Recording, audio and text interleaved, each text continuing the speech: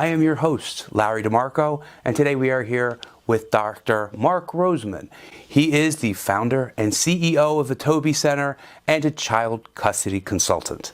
Doctor, thank you for being a guest on PA Voter Information Network. I'm delighted to be here. My pleasure to have you. Doc, you're an expert in child custody. What got you interested in the field? Thank you for asking. Over 20 years ago, I was in what is frequently referred to as a high conflict divorce. And as a result of my experience and working through these challenges within the court system as well as outside the court system, it certainly motivated me and propelled me into the field. And then you founded an organization called the Toby Center. Could you tell us about the Toby Center's work and what you do there? Sure. But I created the Toby Center to provide, as our elevator speech is, to provide multiple services for parents going through separation, divorce, and child custody. And those services are court-ordered services. They include clinical services as well as non-clinical child access services. Why is this work important? Tell us a little bit about the trouble these families are undergoing during a what you call high conflict divorce. When our listeners now may hear the term high conflict divorce, when they may hear the term of alienated parents, when they may hear terms of shared parenting, these all relate to the challenges that parents have in accessing the children through mediated agreements, marriage settlement agreements, through court orders. And this work is really critical because the outcomes that the federal government has acknowledged threaten our society. Now, that's not simply a bold statement. It's based on the research, Larry, because the research shows that children who do not have two loving and nurturing parents in their lives, either as a bionuclear family, where children and both parents live together in the same household, or subsequently, if there's a divorce or a separated couple and the parents and the children are living with one parent most of the time. The statistics tell us that these children are subject to alcohol and drug abuse, juvenile crime. In fact, it's increased for girls if you look at gender stats. These children are subject to causing bullying. These kids are subject to teen pregnancy. Being bullied, I'm sure. They're certainly vulnerable. But a lot of the kids that do bully, it's been found, it's because they don't have the attention that they would normally have if they had two loving parents engaged in their lives. Kids who don't have the trust and the support, the emotional support of one or both parents to tell them, you know what, Bubala, you're A-okay. You're a wonderful person. You're so capable. You have such a mind. Ignore what messages you're hearing from others. It's their messages. It's not your message. And your message is what you hear in your home. The trauma that people suffer when parents split, particularly for that 30% of the population, which is characterized by high conflict. It's feeding crisis in this country. If you look at the mass murders in schools, more than 80% of these murders are caused by kids who have one parent. They're from single-parent households. And we find that 40% of public school children are products of single-parent households. No more than 70% of children in this country graduate high school.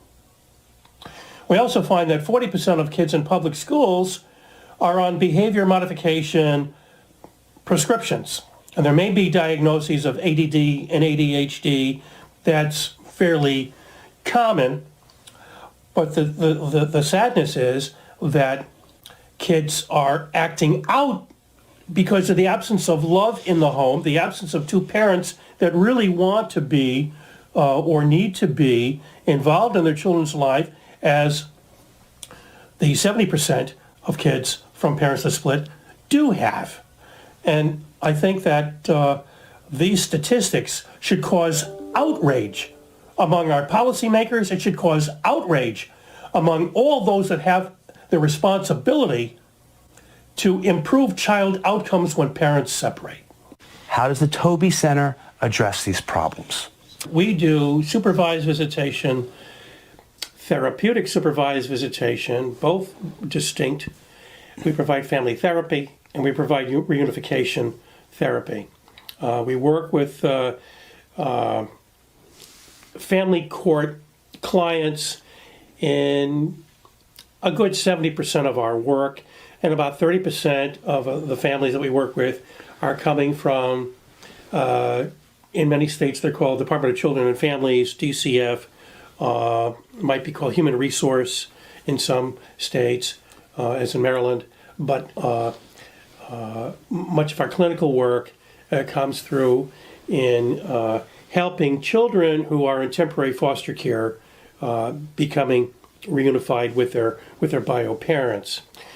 What's really extraordinary is that the need that parents have for maintaining access to their children is frequently blocked by one parent who has as their mission to sabotage that process, or by the courts that are insensitive, or judges who are insensitive, don't really understand much of what a parent is appealing for when they're coming before the court to have access to their children. You wrote a book addressing a lot of what you're discussing here, didn't you, Doctor? I did. Can you give us a little bit about what the book addresses and a little bit more about the problems that these families are going through during these, let's call it again, high conflict divorce? The book that I've written is called Preserving Family Ties. It's an authoritative guide to understanding divorce and child custody. And it is addressing much of the significant research to help those who either want to modify or add to family law in their own state. It helps parents who are pro se, or it also helps attorneys, family attorneys, and judges, as well as case managers and therapists to understand the motivations that parents have in wanting to remain involved in their children's lives, but also to understand the research that says, you know what, we need to do things differently if we're going to have a more positive effect for children. And that compulsion was fed, number one, by my own experience many years ago now, but also in seeing and hearing and speaking with so many parents around the country who have been pushed away from having access to their children.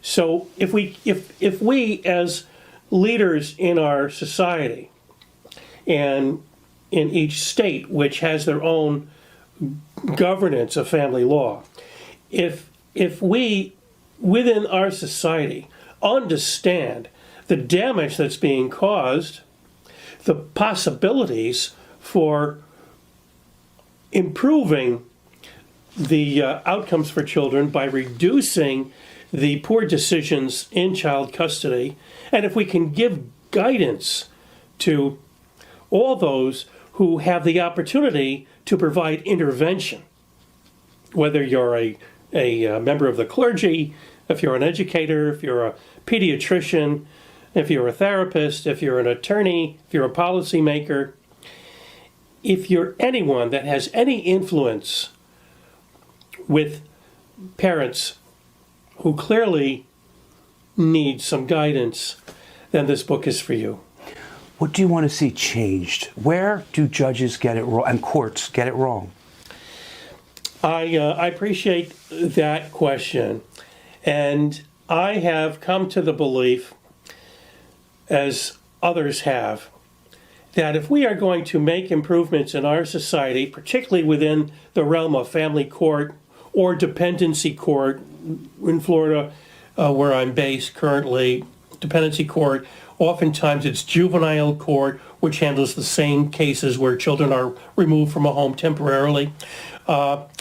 If we're going to see improvements and change, then the most significant way to do that is to certify a judge being capable and professionally trained to oversee these cases. You cannot succeed if you're having someone come from criminal court, from civil court, from juvie, dependency, and family, and rotate consistent criminal.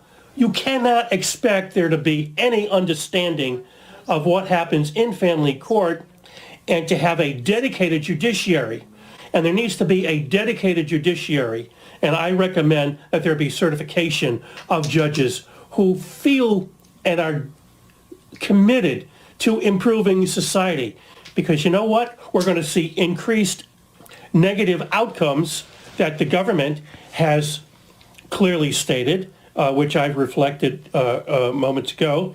And we are going to continue to see tragic consequences and the need for more jails. And we're going to be burying more kids who are victims of other children's assaults on them, or those who have taken their own lives because they've been over-medicated or they've been overdosing on alcohol and drugs. If I understand what you're saying, Doctor, it's not so much that you're pointing the finger at individual judges that say drop the ball, but it's more a systematic society problem that puts these people that aren't trained in charge of such a highly specialized, sensitive, delicate, technical area. Yes, that says it succinctly, but also consider that most judges in family court don't want to be there. If you ask them off camera, right? If you ask them officially or unofficially, you're going to get more honest answers unofficially. And the unofficial answer is they don't want to be there. They can't take the pressure. It's highly confrontational. It's highly emotional. And it's also damaging because many of our